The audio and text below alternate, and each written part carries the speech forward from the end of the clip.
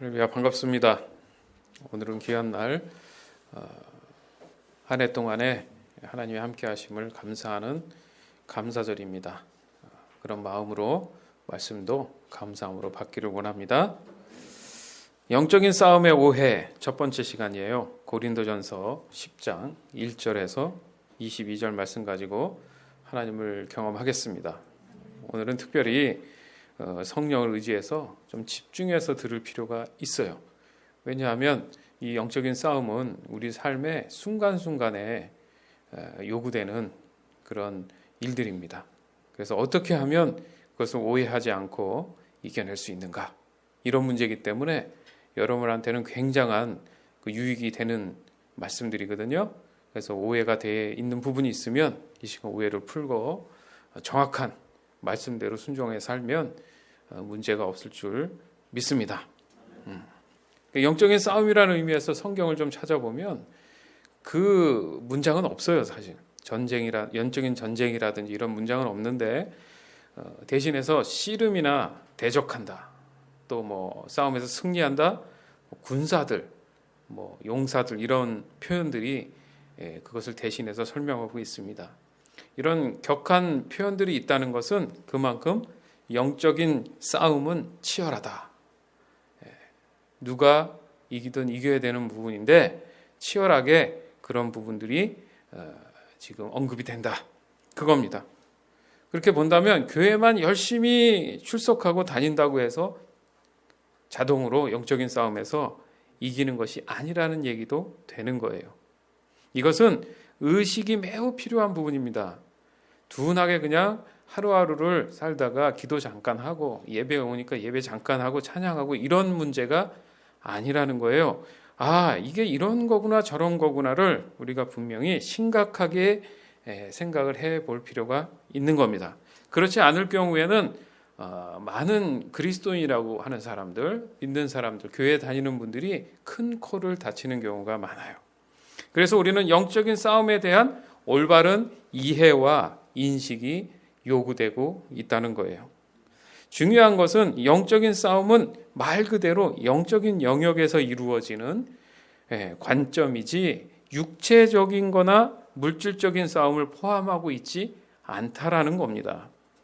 하지만 많은 사람들이 보여지는 환경의 어려움들이 이제 부딪히다 보니까 거기서 갈등이 일어나잖아요. 그러니까 그것을 해결해 나가야 되는, 이겨내야 되는, 성공해야 되는, 승리해야 되는 그 갈망함을 가지고 이해하고 접근하려다 보니까 자꾸 보이는 육체적인 그런 싸움을 영적인 싸움으로 해석하고 오해할 수 있다라는 겁니다.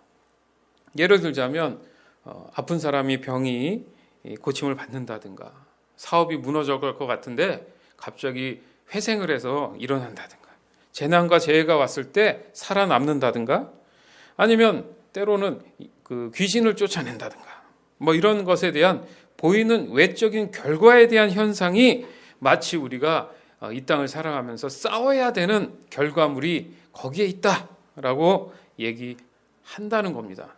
거기서 이제 오해가 생기는데, 그러면 그게 틀린 거냐? 물론 성경에는 분명히 육체의 자유함과 또 번영할 수 있는 기회들을 분명히 열어주신 하나님의 은혜가 거기 있습니다. 그러니까 이것 또한 복된 삶은 맞아요. 한번 볼까요? 잠언 3장 16절에서 17절. 지혜의 오른손에는 장수가 있고 그 왼손에는 부와 명예가 있다. 지혜의 길은 즐거움의 길이며 그 모든 길은 평안이다. 아멘. 자, 여러분 여기서 지금 두 절을 들으면서 자기 자신 한번 진단해 보세요. 어떤 단어가 내 귀에 솔깃했고 내 마음에 쑥 들어왔는지 가만히 냉철하게 이렇게 생각해 보면 장수, 부와 명예, 즐거움, 평안, 모든 길에 뭐 이런 단어가 쑥쑥 들어오지 않아요? 근데 자칫 생각하면 귀에 들어오지 않았던 단어가 하나 있다는 거예요. 잘못된 복됨에 대한 오해가 오늘 영적인 싸움이 잘못된 신앙관까지 오게 됐다는 건데, 뭐를 놓쳤느냐? 자, 뭐를 놓쳤느냐? 잘 보세요. 자, 잠언 3장 16절 17절만 가지고는 그런데 그 전절이 있습니다. 전절 잠언 3장 13절에서 15절. 지혜를 발견하고 총명을 얻는 자는 복이 있다. 지혜는 은보다 더 소득이 많고 금보다 더 많은 이익을 준다. 지혜는 보석보다 값지니 내가 탐하는 그 어떤 것과도 비길 수 없다. 아멘. 아까 거하고 지금 거하고 자 나중에 들은 이 말씀에 솔깃 들어오는 단어는 하나 있어요. 뭐예요? 지혜. 재밌죠? 사람 마음이 그런 거예요. 전에 읽었던 말씀에는 내가 살면서 지금 가장 추구하려고 했던 것이 들킨 거야. 장수하고 부의 명예가 있고 내가 뭔가를 이루어야 되고 이런 것이 참 좋구나. 이게 신앙생활이구나 했더니 후반부에 다시 들었던 말씀을 보니까 주제가 바뀌었어요. 지혜로. 자, 뭘 놓쳤습니까? 지혜를 놓친 겁니다. 지혜가 곧 누구십니까? 하나님이죠. 자, 하나님을 발견하고 총명을 얻는 자는 복이 있다. 하나님은 은보다 더 소득이 많고 금보다 더 많은 이익이 된다. 하나님은 보석보다 값지니 너가 탐내는 그 어떤 것도 비교할 수 없다.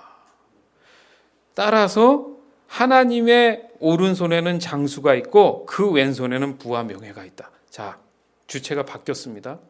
내가 장수하고 부가 명예가 있었었는데 지금 여기다가 하나님의 오른손에 하나님의 오른손에 왼손에 갖고 계신 거구나. 내가 있는 게 아니구나.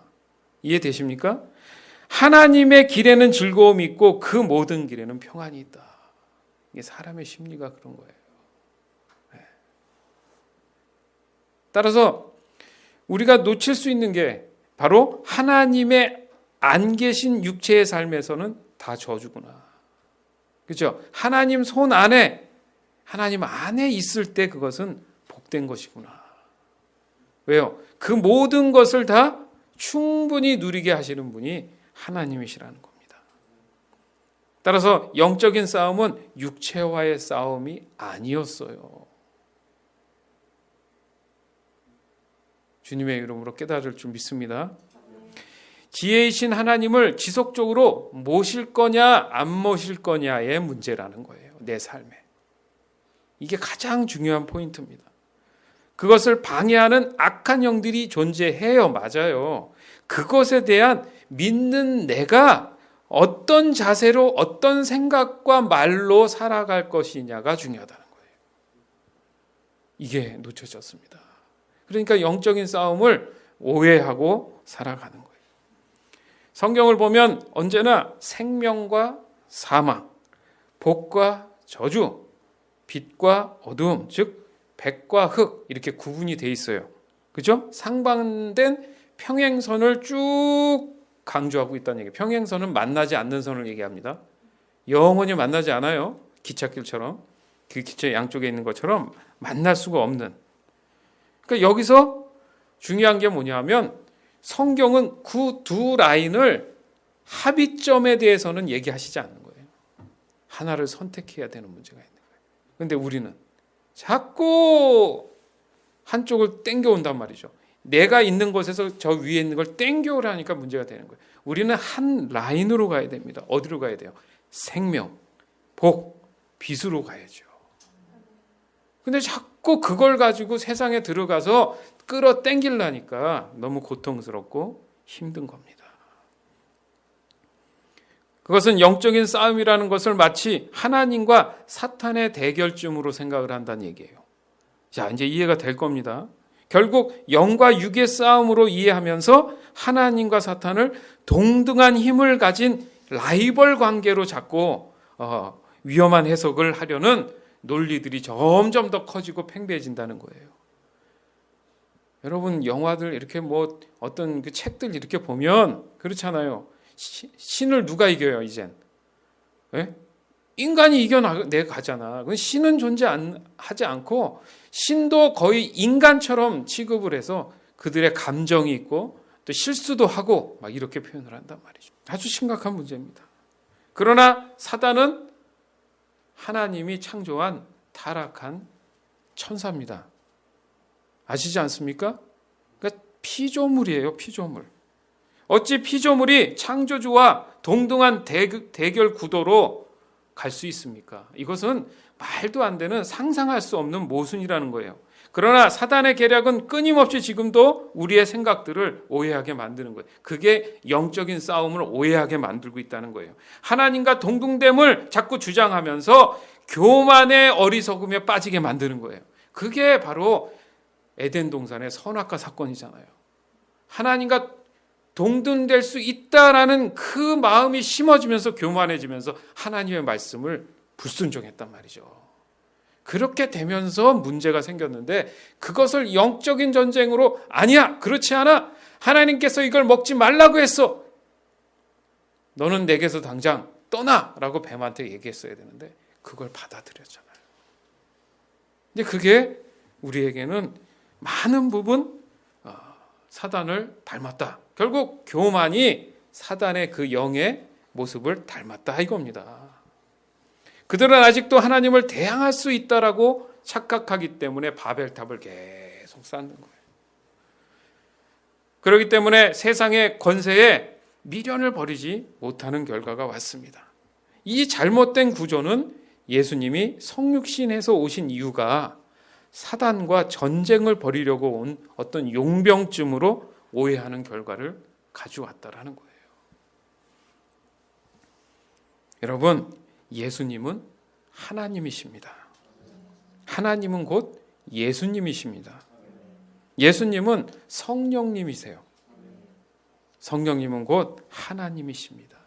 즉 삼위일체 하나님 되시는 거예요. 따라서 전능하신 하나님은 육체의 싸움에 큰 의미를 두시지 않는다는 겁니다. 단지 사랑하는 자녀들이 영적인 회복을 이해하고 새로운 생명을 공급받아서 원하는 하나님의 화목을 이루시기를 원하시는 거예요. 이게 포인트인 거야, 신앙생활을. 볼까요? 요한 1서 3장 5절에서 11절. 여러분도 알고 있는 것처럼 그리스도는 죄를 없애기 위해 오셨으며 그리스도께서는 죄가 없으십니다. 그러므로 그리스도 안에 사는 사람은 더 이상 죄를 짓지 않습니다. 만약 그가 계속하여 죄를 짓는다면 그는 그리스도를 진정 이해하지 못한 것이며 또한 그리스도를 알았다고도 할 수 없을 것입니다. 사랑하는 자녀들이여, 어느 누구라도 여러분을 잘못된 길로 인도하지 못하게 하십시오. 그리스도께서 의로우신 것처럼 의를 행하는 사람은 의로운 사람입니다. 마귀는 태초부터 지금까지 죄를 지어오고 있습니다. 계속하여 죄를 짓는 사람은 마귀에게 속한 자입니다. 하나님의 아들은 바로 이 마귀의 일을 멸하기 위해서 오셨습니다. 하나님께서 누군가를 그의 자녀로 삼으셨을 때 그 사람은 더 이상 죄를 짓지 않습니다. 그것은 하나님께서 주신 새로운 삶의 씨가 그의 안에 머무르게 되기 때문입니다. 그는 이제 하나님의 자녀가 되었기 때문에 계속하여 죄를 짓고 살 수 없습니다. 이것으로 우리는 누가 하나님의 자녀이며 누가 마귀의 자녀인지를 알 수 있습니다. 올바른 일을 행하지 않는 사람은 하나님의 자녀가 아닙니다. 그리고 자기 형제를 사랑하지 않는 사람도 하나님의 자녀가 아닙니다. 여러분이 처음부터 들어온 말씀은 우리가 서로 사랑해야 한다는 것입니다. 아멘. 저희 집에 가끔 바퀴벌레가 나와요. 자, 그러면은 우리 식구는 전쟁을 시작합니까? 바퀴벌레와 우리가 이제 긴급 회의를 해서 전쟁 준비를 해서 완전군장을 하고 그래요? 그래서 바퀴벌레나 이런 벌레들을 박멸한다는 말을 씁니다. 맞죠? 그래서 스프레이를 준비해서 그 약을 뿌리면 어떻게 돼요, 걔는? 꼭 숨어서 그 침대 밑으로 숨었더라도 뿌려놓잖아요. 희한해요, 걔네들은. 벌려면 나와서 뒤집어서 죽어요. 그 안에서 안 죽어요. 나와서 죽어. 나 죽었습니다 하는 것 같아. 네? 자, 여기 보니까 좀 전에 읽었던 거 보니까 하나님의 아들은 바로 이 마귀의 일을 박멸하러 왔습니다. 전쟁하러 온 게 아니라 그냥 와서 이렇게 스프레이를 뿌려서 죽이러 오신 거예요. 무슨 전쟁을 해. 상대가 되지도 않는데 그 말씀을 하는 거예요.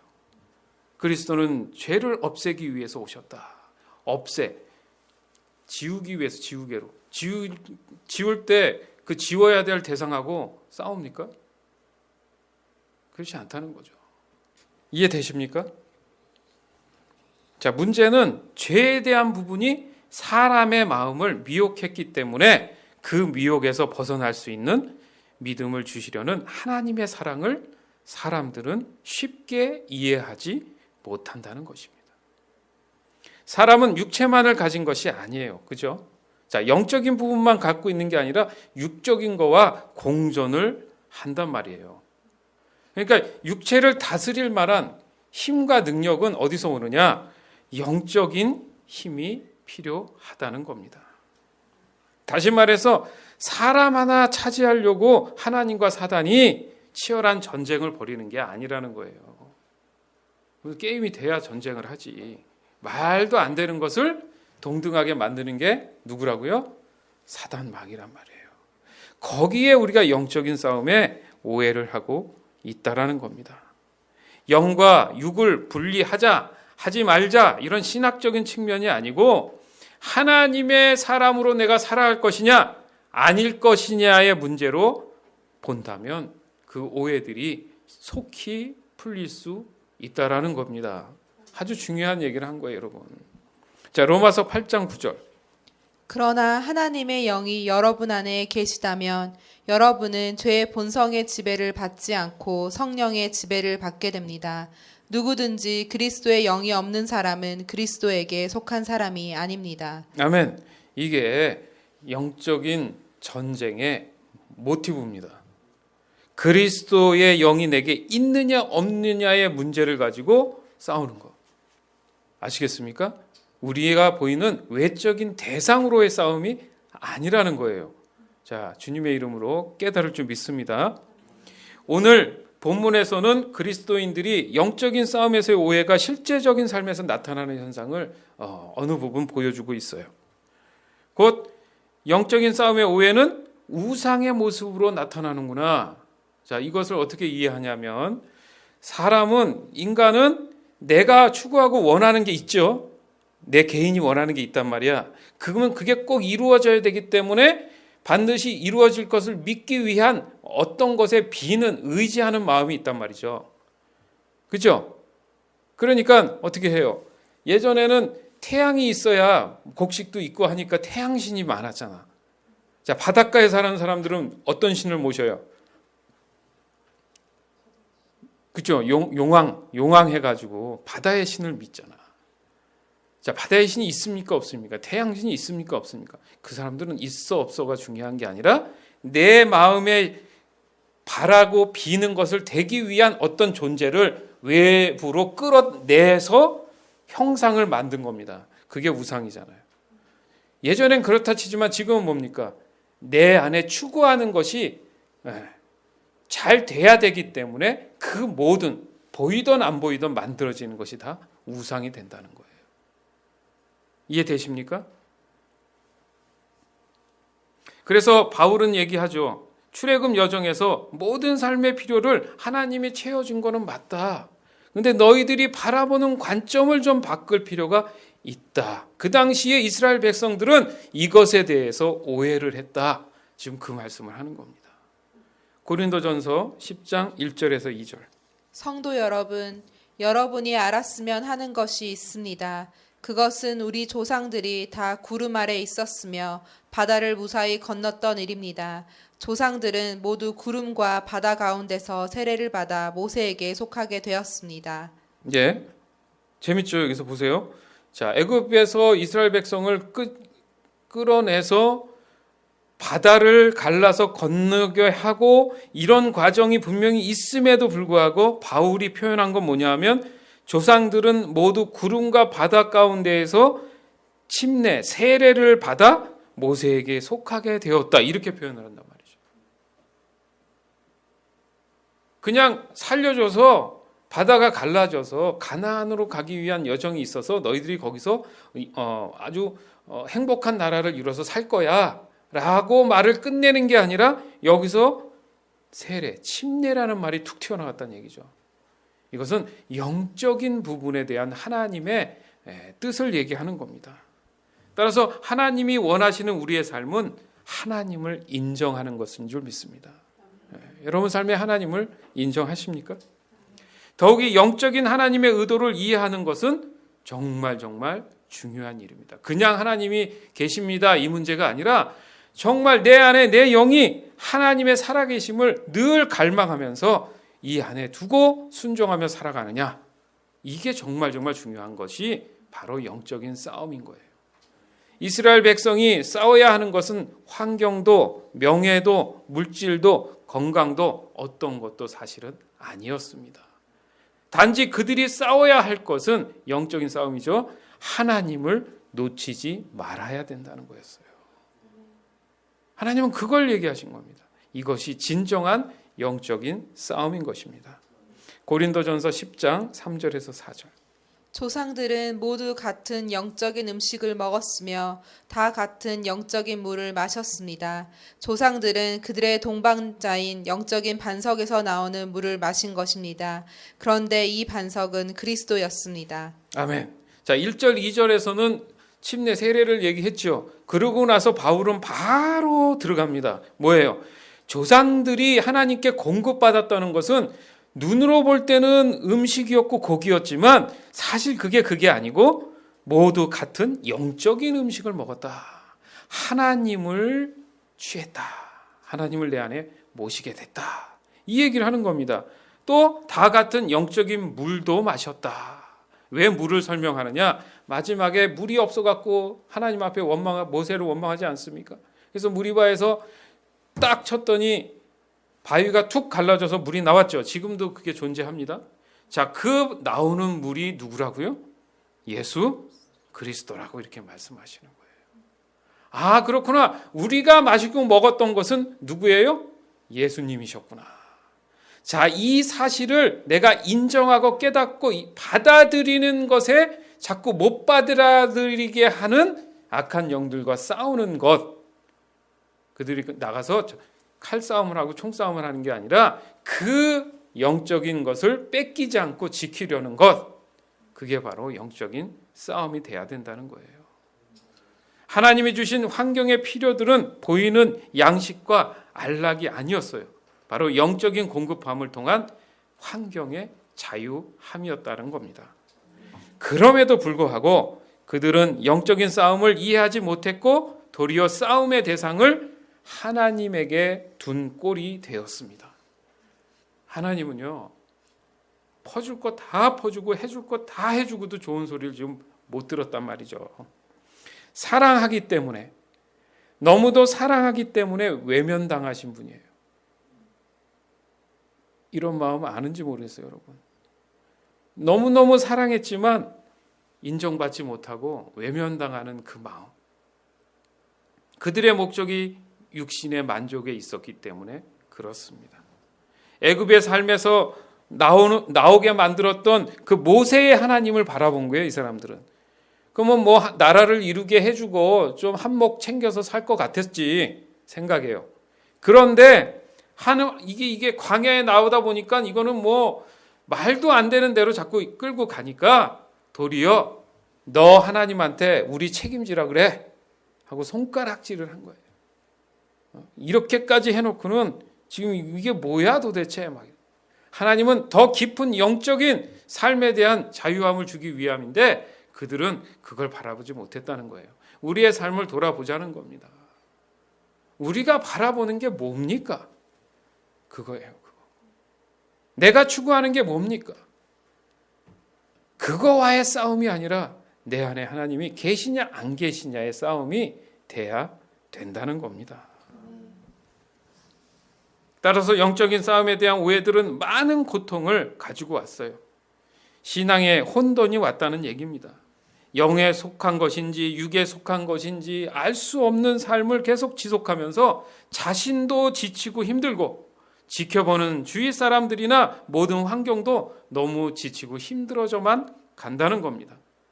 영적인 싸움은 보이는 환경을 이겨내는 문제가 아니었어요. 하나님이 주시는 삶의 모든 능력들을 믿고 의지하고 순종하려는 믿음을 가지고 담대히 나가는 모습을 요구하셨다는 겁니다.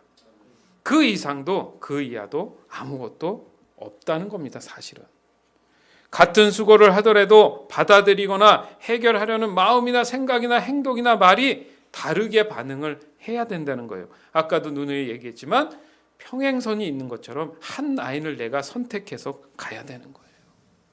동일한 어려움과 고통을 다르게 극복해 나가는 것이 그리스도인인 줄 믿습니다. 그것이 믿는 우리의 싸움이 다르다라고 얘기를 하는 거예요. 에베소서 6장 12절에서 13절. 우리의 싸움은 이 땅의 사람들에 대항하여 싸우는 것이 아니라 이 세상의 어두운 세력들과 공중의 권세 잡은 악한 영들에 대항하여 싸우는 것입니다. 하나님의 전신갑주가 필요한 이유가 여기 있습니다. 그것은 악한 날에 쓰러지지 않고 싸움이 끝난 후에도 굳건히 서기 위해서입니다. 아멘. 싸움이 끝나고 후에도 굳건히 서 있기 위함입니다. 하나님의 전신갑주는 나의 능력으로 습득되는 게 아니었구나. 오직 믿음으로 다가오시는 하나님을 받아들이는 거구나. 전신갑주 자체가 하나님 자신이시구나. 따라서 영적인 싸움은 내가 싸워서 될 문제가 아니었구나. 안전한 하나님 품에 안겨져 있느냐 없느냐의 문제였구나. 신사도 운동이라 그래가지고 또 그런 수많은 그 부분을 추구하는 분들이 계십니다. 그분들이 너무 과해지다 보니까 어떤 생각을 하냐면 본인들이 능력을 받아서 본인들이 사단 마귀를 제거할 수 있다까지 가버린 거예요. 문제가 되는 거죠. 그래서 다 만신창이가 돼버렸어요. 그런 분들은 어려움이 왔다는 거죠. 그렇죠? 인간이 어떻게 그런 것을 할 수 없습니다. 그랬으면 예진역에 했죠. 그렇죠? 하나님의 아들들 해가지고 왜 있었잖아요.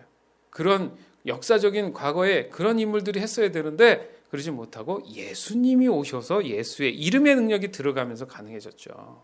인간이 가서 싸울 수는 없던 겁니다. 바로 그게 교만해지면서 그렇게 되고 내 자신도 그럴 수 있다라는 거예요. 내가 조금 안다는 것. 오늘 본문에도 있어요 없어요? 선줄 알았지만 넘어질까 조심해라. 늘 겸손하게 하나님을 인정하는 작업이 필요하다는 겁니다. 사랑하는 여러분, 오늘은 한 해 동안을 돌아보고 나와 함께 하신 하나님께 모두가 감사하는 감사절입니다. 우리의 감사는 언제나 어떤 상황에도 나의 영이 방황하지 않고 하나님 안에 있게 하신 그 하나님께 감사하는 날이에요. 잘 먹고 잘 살게 해주셔서 감사합니다 라는 그런 초보적인 감사보다는 영적인 싸움에서 늘 전능하신 하나님만 바라보며 어떠한 미혹에도 굴하지 않고 믿음을 지키기 위한 싸움에서 승리하게 해주신 사랑이신 예수님의 이름으로 하나님께 감사하는 날이에요. 거기서 하나님이 주시는 이 식물들이 있습니다. 우리가 취하는 음식들이 있지 않습니까? 그것은 일반 사람들이 먹는 것과 다른 우리의 영 육간을 강건하게 해주시는 하나님의 은혜인 것입니다. 영적인 싸움은 어찌 보면 내가 내 자신과의 싸움에 관한 것일 수 있어요. 따라서 믿음의 성숙은 영적인 싸움의 가장 강력한 무기가 된다는 사실을 이 시간 깨달으시기 바랍니다. 이제 여러분의 삶에 이 믿음의 성숙이 하루가 다르게 성장하면서 어떠한 영적인 싸움에도 백전백승하시기를 주님의 이름으로 축원합니다. 아멘. 디모데전서 6장 12절. 믿음을 지키는 것은 달리기 시합과도 같습니다. 영원한 생명을 얻게 되리라는 것을 확신하며 할 수 있는 한 승리할 때까지 열심히 뛰어가십시오. 이것을 위해 그대는 부르심을 받았고 또한 많은 사람들 앞에서 그리스도를 향한 신앙을 고백한 것입니다. 아멘. 디모데 후서 4장 7절. 나는 선한 싸움을 싸웠고 내가 달려가야 할 길도 끝냈으며 믿음도 지켰습니다. 아멘. 지금은 우리 주 예수 그리스도의 은혜와 하나님의 극진하신 사랑과 성령의 교통하심이 사랑하는 성도들 머리 위에 이제로부터 영원토록 함께 있을지어다. 아멘. 이 시간 함께 기도합시다. 내가 몰랐던 예수님, 내가 몰랐던 영적인 싸움에 대한 이해, 그 모든 것들을 이 시간 성령을 통해서 지혜를 얻기 원합니다. 여러분, 영적인 싸움은요, 내 자신과의 싸움일 수 있어요. 하나님을 인정하고 받아들이고 순종할 것이냐 아니냐의 문제지, 내가 뛰쳐나가서 훈련 잘 받아서 칼싸움, 총싸움, 그런 게 아닙니다. 내 스스로의 신앙과 믿음을 지켜내는 일에 대해서 우리는 그것에 긴장하면서 싸워나가야 되는 거예요. 그것을 씨름, 대적, 승리, 군사라고 하는 거지, 내가 어떤 잘 훈련받은 정예 부대를 앞에 두고 함께 나가서 세상을 이겨내고 그런 것이 아닙니다. 오직 우리가 할 수 있는 것은 하나님 품 안에서 안전하게 믿음을 가지고 이겨내는 것을 우리가 바라보는 거예요. 과연 내 안에 그런 것들이 오해가 있었다면 이 시간 회개하고 오늘 주신 말씀에 따라서 여러분 안에 진정한 영적 싸움을 깨닫게 해달라고 간절히 기도합니다. 기도하겠습니다. 귀하신 아버지 하나님, 감사합니다.